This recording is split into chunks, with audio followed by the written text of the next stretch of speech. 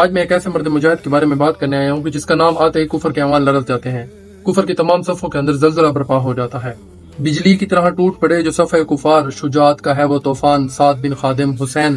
جی ہاں بالکل، سعد بن خادم حسین۔ تاریخ گواہ ہے کہ جب وقت کے یزیدوں نے اپنے ظلم کا نشانہ بنایا اور باطل یہ سمجھنے لگا کہ حق کی آواز کو دبا دیا گیا ہے، تب ایک عظیم باپ کی آغوش میں پلا ہوا یہ نوجوان میدان عمل میں اترا۔ اس کے چہرے کے اوپر باپ کی غیرت کا نور تھا اور اس کی للکار کے اندر وہی حیدری جلال تھا۔ تلوار کے سائے میں جیے شیر کی مانند، غیرت کا ہے وہ سلطان، سعد بن خادم حسین۔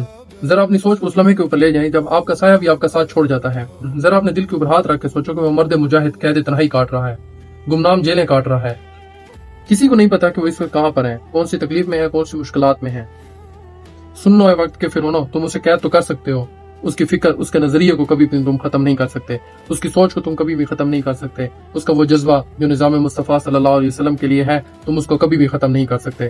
کٹ جائیں مگر سر نہ جھکائیں کبھی باطل کے آگے، حریت کا ہے وہ نشان، سعد بن خادم حسین۔ آج جب میں اس مرد مجاہد کے کردار کے اوپر نظر ڈالتا ہوں، آج جب میں اس کے نظریے کے اوپر نظر ڈالتا ہوں تو دل خون کے آنسو ہوتا ہے۔ آخر کیا قصور تھا اس نوجوان کا؟ یہی قصور تھا کہ اس نے اپنے باپ کے مشن کو سینے سے لگائے رکھا؟ کیا یہی قصور تھا کہ وہ نظام مصطفیٰ کی بات کرتے ہیں؟ کیا یہی قصور ہے کہ وہ ختم نبوت کی پہرےداری کرتے ہیں؟ کیا ان کا یہ قصور ہے کہ وہ فلسطین کے مسلمانوں کے لیے آواز اٹھاتے ہیں؟ آج حکمران جتنی بھی کوشش کر لیں ان کے نظریے کو کبھی بھی ختم نہیں کر سکتے، ان کی بے مثال کوششوں کو کبھی بھی ختم نہیں کر سکتے۔ اس مرد مجاہد نے ہمیں یہ سکھایا ہے کہ غیرت مندانہ جیل اور شہادت ذلت کی 100 سالہ زندگی سے بہتر ہے۔ دشمن کے ارادوں کو جو مٹی میں ملا دے، شجاعت کا ہے وہ شہنشاہ، سعد بن خادم حسین۔ لرزتا ہے جس کے نام سے وقت کا ہر یزید، حریت کی ہے وہ تلوار، سعد بن خادم حسین۔ آج یہ ایمان، آج یہ محراب و منبر ہم سے یہ تقاضا کر رہے ہیں کہ ہم ان کے مشن کا ساتھ دیں، ہم ان کا ساتھ دیں۔ اگرچہ آج وہ گمنام جیلوں کے اندر بند ہیں، لیکن ان کا مشن آج بھی جاری ہے، ان کا نظریہ آج بھی کامل ہے۔ انہوں نے باطل کو للکار کے اس بات کو تو ثابت کر دیا ہے کہ جسم کے آخری خون کے قطرے تک انشاءاللہ تعالی نظام مصطفیٰ کے لیے محنت کرتے رہیں گے، جسم میں آخری سانس تک انشاءاللہ تعالی نظام مصطفیٰ علیہ السلام کے لیے محنت کرتے رہیں گے۔ آپ نے یہ دیکھا تو ہوگا کہ جب یہ شیر میدان میں نکلتا ہے تو کفر کے اعمال لرز جاتے ہیں، کفر کی صفوں میں ماتم چھا جاتا ہے۔ للکار کے باطل کو جو میدان میں نکلا، جرت کا ہے وہ شاہکار، سعد بن خادم حسین۔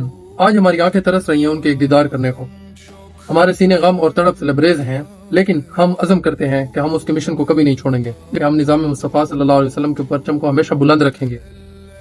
ہزاروں سال نرگس اپنی بینوری پہ روتی ہے، بڑی مشکل سے ہوتا ہے چمن میں دیداور پیدا۔